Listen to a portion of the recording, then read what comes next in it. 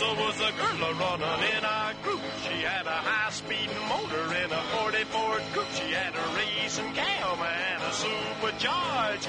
Look at Buddy, hot rod and large. She's a hot rod. She's a hot rod. WIMS, WHFB are pleased to have a guest on the show. This gentleman is somebody that works in a I wish I had his ability, but he's getting these kids an education in the trades. Okay. It's a fantastic thing. He's from Ohio Technical College. I just got the right name from him a little bit ago. Mike Ambrose, we want to welcome you to the Carguy Show. It's been a long time coming. I really need to talk to somebody at the college. I'm happy to be here with the Carguy. That's kind of neat. I love that. It's we'll put our spin on the Ohio Technical College with you. It really matters with you, though. I ran into one of the representatives at a place in Lowell, Indiana, at a high school. It was a doings they were having, and it was and I ran into him there. And man, that's the first time I ever really got exposed to. I knew of you, right? But this area is crying for a quality education and quality technicians. I got to tell you, I'm not real happy with what I'm seeing coming out around here, and I haven't been able to pick up on one or hire one. I just can't do it. It's really sad. It is a challenge. And fortunately for us, we've been around for 53 years, and we're still the best kept secret to a lot of people. So you remember plugs and points too, huh? Well, yeah, of course. Yeah, we do. We do. So, it's still, some people remember us as Ohio Diesel College. And then, of course,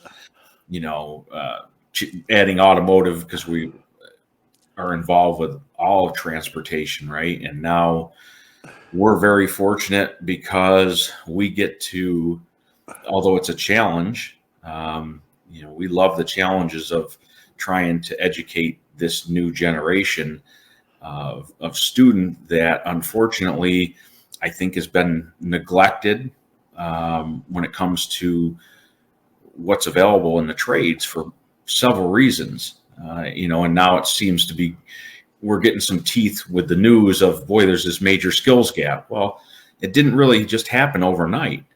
This has been going on for quite some time, and I'm glad that the educators now in the high schools have been educated on, the demand in these areas. They finally reopened some shop areas around in the schools around here. We're desperate. My trade is so far behind in hiring. We are so, it's unbelievable the people we need in the automotive industry. And a lot of people think, oh, well, I don't have any mechanical ability, or I don't want to get my hands dirty. You might not have to. The automotive industry, as you well know, Mike, has several phases to it now. I hope Ohio College is Technical College. I can't get that out of my head. Anyway, I hope you guys are gearing up for the latest push.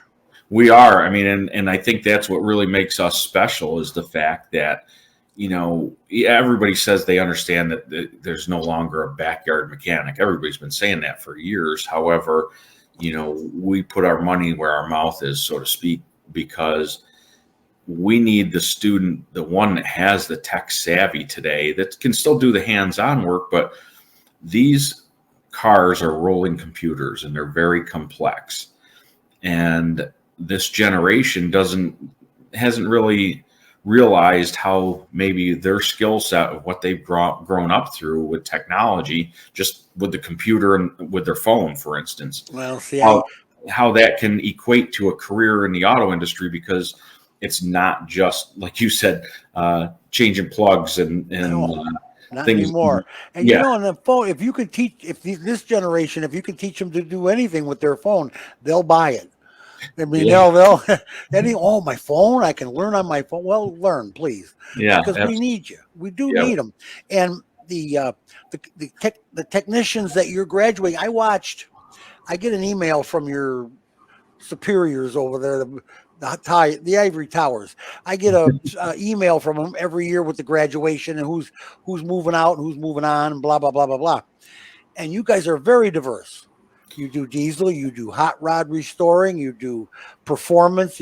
I mean, and plus regular automotive, and that in itself, Mike, is changing right now so fast. it, It's it, hard to catch your breath. it is. And actually, that recruitment guide that you see that comes out, that's actually one of the unique things that we do as a technical college, because we want to showcase our students, our graduates, and what they are bringing to the industry. You know, rated entry level, but they're bringing a little bit more because you mentioned the different programs of diesel, but just automotive, for instance, our program, we're teaching automotive like other schools, the traditional internal gas combustion engine, but we're also including gas electric hybrids. We're including light duty diesel in our program now. It seems like everybody's got a diesel pickup truck, or they know somebody that's got a diesel pickup truck, but they don't know anybody that can work on it. Exactly. and then now the I know the big push is on for electric vehicles. I don't know. I'm reluctant on that myself because I'm a little older. However, we are an Audi education partner, and we even allow our students to get their EV web-based training in Audi. So where else are you going to get that much diversity in an automotive program You're without not. paying? That's fantastic, Mike. It's fantastic. Yeah. You say you're with Audi. Do they have any incentives? The manufacturers that are getting involved with these kids, trying to pin them down, because I know they're dying for techs. Yeah, I mean, this AEP program that we get involved with, so students can actually go through this and they can get all their web-based training, so that they can be an apprentice technician when they leave our school. They can go for a maximum of 18 months to an Audi dealer, work next to an A-Tech, and they would send them to do hands-on training on their specific models, all while they're getting paid. So it used to be like the old BMW STEP program that you might remember, where they went to school for 6 months to a year, but they had to pay for it and then go get a job. Well, now Audi, I think, has figured it out that, hey, instead of having a bill for whatever it is, tens of thousands of dollars, we will invest with them coming right in, and then let them earn money instead of paying more money to go to school. So it's just a great thing. Oh, it's a perfect setup, and the kids got to understand. Kids, I call them kids because I'm old, but the young adults that are out of high school got to understand that first of all, sooner or later they're going to have to get a job, all right? And because you're not going to exist in this world 10 years from now if you don't have a job. Right. You want to go to college. Sometimes college is not sometimes, it always is very expensive. But a traditional 4-year college, it's just that sometimes they're not cut out for that kind of system. Now, Ohio Technical College, do you guys have dorms out there and everything like that if people come from out of state? We've got housing. We use Collegiate Housing Services. So years ago we used dorms, and we actually moved away from the dorms to let Collegiate Housing do this because they do it across the country for many colleges, and it just serves the students better. Well, it lets you focus on automobile and training. Yeah, exactly. I mean, that's what's important here, because these young people, and they're coming into our trade, and I'm getting boys and girls. I talk to them at the high school. They want to get involved. They want to do it. First of all, they're computer literate. And second of all, they do have some technical ability and some hands-on ability, but more will come. I mean, they're not all thumbs. Let's put it that way. And they're going to be something, and they're going to make a lot of money in this business. You got guys that cut out of college and they graduate and they can't find a job. Right. I mean, there's not a huge demand for basket weavers. I don't care. Oh Even no. even if you went to Harvard, you can't get a Yeah, job. and if I walk out of Ohio Technical College with a degree, they're going to be lassoing me in the parking lot. You're not going to. Right now, we are so desperate for people that we'll take. You got a graduate, you got a diploma, and it's from accredited school. We're here. How much you want? Yeah. You Yeah. know. And if you're showing up every day and getting good grades and you got some specialty training and have your ASE certifications, which we reimburse students for if they pass, so all these things, multiple jobs opportunities, and a lot of the companies offer tuition reimbursement now for these great, graduates because they need a new generation. And if you're good, if you take care of business up front, business is going to take care of you for the next 40 years. Oh, absolutely. They have to. They have to do something to get qualified people to garner a new base because they're losing it. So they're retiring or whatever, and by attrition, they're not gonna have any. Just like me, I'm not gonna have any techs, and I can't do it anymore. I used to. Yep, But absolutely. that's not the same. I have to rely on other people to work for me now. And I understand how some of these dealers feel when they've got 15, 20 mechanics under them that they're trying to handle. They need to be trained, and they need to be trained by you guys.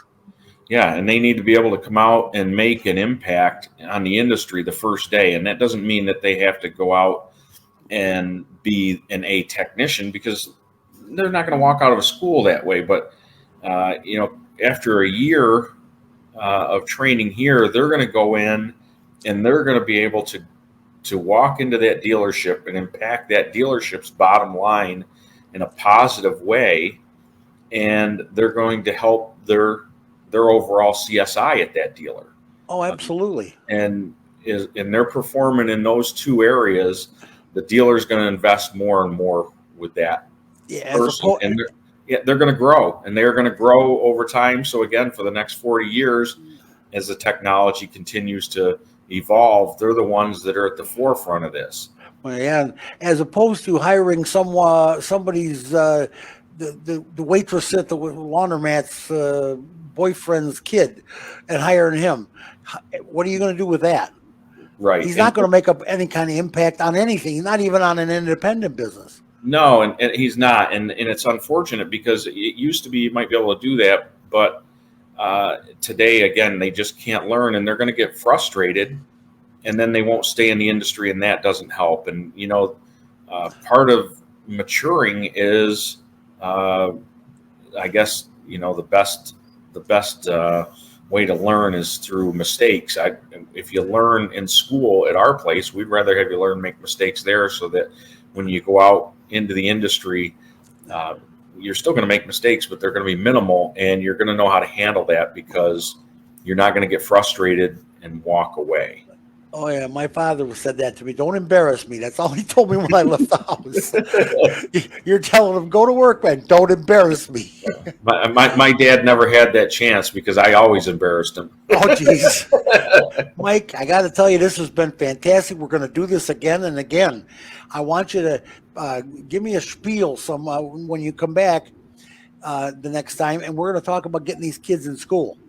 I definitely want to come back and talk with you. I definitely want to reach as many young people as we can, because there aren't enough automotive schools in the country right now to support the need to fill the skills gap.